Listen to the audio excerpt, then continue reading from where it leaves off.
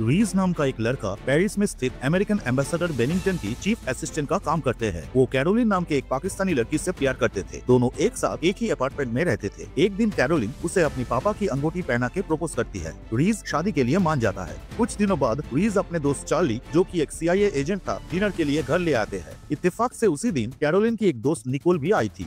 चारों मिलकर dinner table पर बातें करते हैं। उसी वक्त निकोल की फोन बजती है। फोन पर वो कहती है, सॉरी यहाँ पर कोई रोज नहीं रहता। ये सुनते ही चार्ली कहता है, इसी फोन का मुझे इंतजार था। ये बोलकर उसे गोली मार देता है। रीज हैरान होकर उसके ऊपर चिल्लाता है। चार्ली कहता है, निकोल की नंबर सारे पाकिस्तानी आतंकवादी की फोन में रोज नाम से सेव है और ये कैरोलिन भी एक आतंकवादी है और तुम्हारा घर ट्रांसमीटर से भरे पड़े है। इसके बाद चार्ली लैम्प शेड के अंदर से एक ट्रांसमीटर निकलकर दिखाता है, लेकिन फिर भी रीज को ये बात हजम नहीं होता है। चार्ली कहता है, कैरोलिन तुम्हें जो रिंग दिया है वो असल में एक ट्रैकर है, ये मैं अभी साबित कर सकता हूँ। फिर चार्ली उसका रिंग लेकर जैसे ही एक स्टीरियो के सामने लाता है, आवाज सुनाई देता है। उसी वक्त कैरोलिन बंदूक निकलकर रीज को शूट करते हुए वहाँ से भाग जाती है।